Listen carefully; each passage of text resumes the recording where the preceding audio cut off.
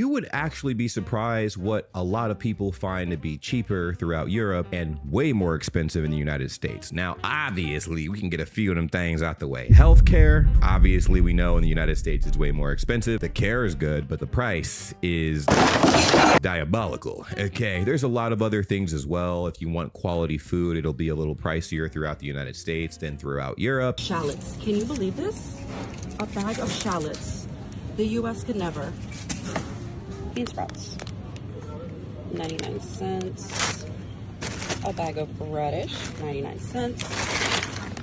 A bag of walnuts, 99 cents. And a few other things in conjunction with that. If you guys are new to the channel, welcome. If you guys are returning viewers, welcome back. Before we get started, make sure you guys like the video and subscribe if you haven't already. One big thing we're about to dive into today is a very insane question. Not that insane, but a very interesting question that a user on Reddit asked, and there were a ton of creative responses. This will be a little bit more unique than the other videos I've made that were similar to this, because there were some very interesting responses that I was not expecting. And the question is, what is expensive in the US and cheap in Europe? Feel free to let me know what you guys think in the comments down below. What is cheaper throughout Europe and more expensive in the United States? Boom, solar panels are like half price, although installation varies widely by country. Now this, I don't know for sure. This could be a rumor that is unfounded, because I do know that throughout the United States, it is incredibly expensive. And I can only assume it is very similar throughout Europe and various European countries. Obviously the install fees and the labor to install those solar panels are going to vary from place to place. So I'm not sure how true that is. If you guys know, please fill me in the comments down below. Internet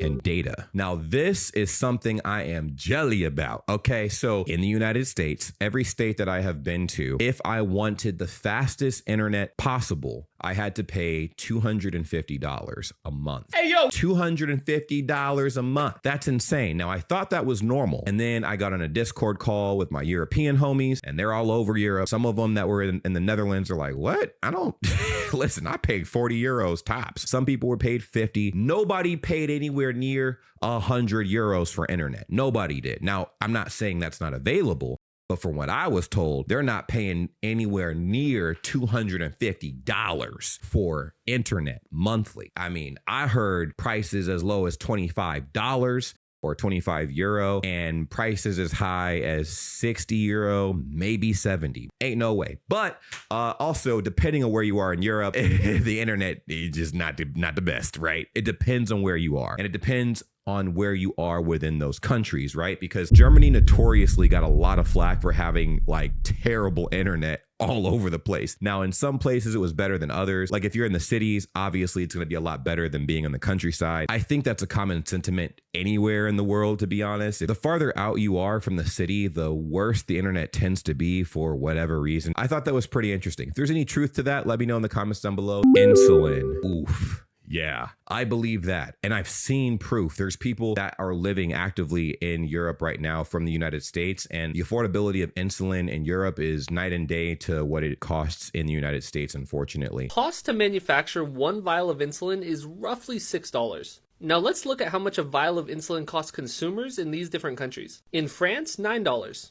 Germany, $11. Japan, $14. Australia, $7. The UK, $7. Canada, $12, and the United States coming in at $98. The United States pays a ridiculous amount for prescription drugs when that just shouldn't be the case. Oh, and by the way, all of these countries besides the US have universal healthcare. Hopefully that changes in the future, where the United States is able to get to a point where medical costs aren't that freaking high. People need to live. It's like we've put a subscription fee on living. And that shouldn't be the case. Was in Europe. My son, who loves baguettes, goes into a store and buys a beautiful baguette for 49 cents.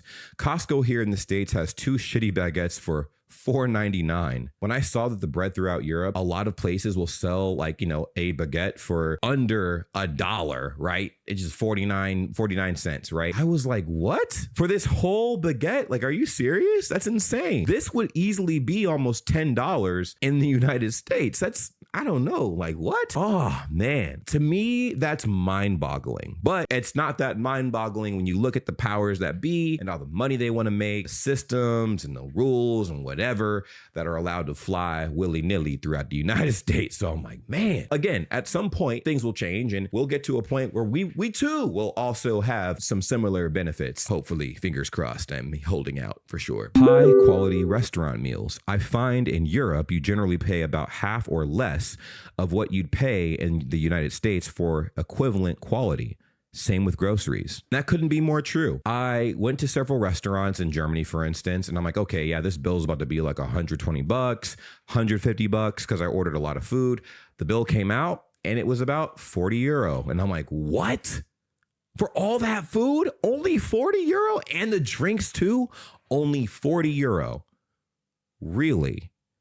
Again, baffled. Like, I could eat till I literally almost pop and it wouldn't crack anywhere close to $100. Obviously, it depends on where you eat as far as restaurants go. But if you're going for a generic restaurant experience and compare that with a generic restaurant experience in the United States, the meal in the United States is going to cost more every time. Same with grocery shopping. And I think this is what blows a lot of Americans' minds, right? We'll travel throughout Europe and whatnot, go to any grocery store and we're like, okay, cool. Like, we're of the mindset to set aside about $100 to $200 for a grocery shopping trip. And that's just for 1 to 2 people, right? And then you go in there, buy what you would normally buy in the United States, in Europe, any European country, and you'll come out with maybe a grocery bill of 50 euro or maybe 60 euro, sometimes maybe 30 euro, depending on what you guys got. And it will be the same things that you would have gotten in the United States, but it's priced differently. And I'm like, oh my gosh. And this is what we're talking about when we mention the quality of life, right? Basic necessities that people use on a day-to-day basis that are not overcharged, so you're not living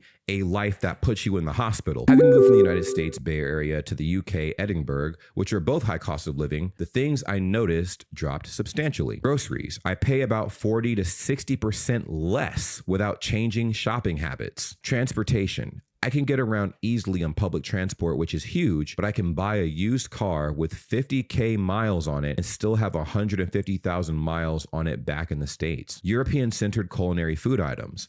Olive oil, pine nuts, wine is a smidgen cheaper, but the Bay Area is next to a wine country, so we had more variety at different price points. Healthcare, not just being able to not copay per visit, but the weirdest moment for me was being handed meds and told, have a nice day. I cannot express to you that it's not just money, it's also a huge time saver. Cell phone plan. I pay less than half of my phone bill. I honestly didn't expect my cost of living to go down so dramatically. I have talked to people here when they think it's a good idea to move to the US because they'd make double in their profession, and I have to pop their bubble and run the numbers with them, and then they would see no change in their standard of living due to all of the additional costs in the States. Now, don't get me wrong. The United States is known for having very fruitful businesses, right? Tons of jobs that pay an astronomical amount of money. But cost of living, if you want to have a higher cost of living, that is also an astronomical amount of money. $17.33. That's how much I paid today for this coffee. I'm here and I'm just adding some numbers together and doing my budget because you know what? Today I asked my husband, where's the money? We're making the best we've ever made. Both earners, both incomes, good incomes and everything. And we don't have money. Let's say a job in Italy pays you 50,000 euro a year, and you find the same job in the United States that pays basically 100,000 euro a year. Well, your cost of living will, kind of balance things out. So your take home would essentially be very similar to what you would be taking home in Italy as well. Because again, you got to think our grocery prices are a lot higher. Our healthcare is a lot higher as well. Now, this is where things get a little finicky, right? Because I did notice that the people who travel from Europe still retain their health insurance plans from their country. So if they get injured or sick or whatever, they have like these cards or whatever where they're taken care of because they're, international, whatever. I'm not sure how true that is for every country throughout Europe, but there's a lot of Europeans that have these cards, these medical cards, and it's under their insurance from their country. So their insurance company winds up covering the costs, which I'm like, oh, that's cool. Then yeah, living in the United States is going to be a blast because that takes out like a giant chunk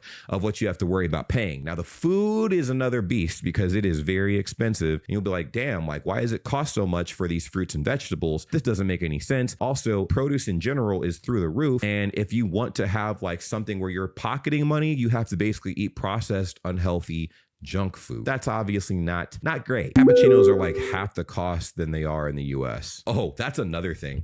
I've always been of the notion that coffee is a super privilege. Like if you're drinking coffee, you are on the upper echelon. You obviously have money because coffee is very expensive in the United States. Like for what you're getting, it is an arm and a leg, damn near. Like if you go to Starbucks, right? That's a ton of Americans' favorite place to go to get coffee. And you get these customized, real sugary, real big drinks and stuff, and it runs you about $13 to $15 for a drink. And I'm like, dang, man. And depending on like the taxes added to that, it can be more, right? Just for the drink and nothing else. But like going to different European countries and getting coffee for way less than that, I don't know, €4 to €5, mind-boggling to me. Because I'm like, how in the world are you paying only €4 or €5 for the same thing we get in the United States? Skiing. It's cheaper to take a ski vacation in Europe, even with increased airfare. Also very true. To do a ski trip in the United States, I mean, basically put away $1,000. So put $1,000 away to the side for all of the equipment, the resort stuff, and what have you. It's pretty expensive, very pricey. So you definitely have a phenomenal lifestyle if you're able to afford to go skiing throughout Europe. It definitely seems way more affordable. I have some friends that live out there right now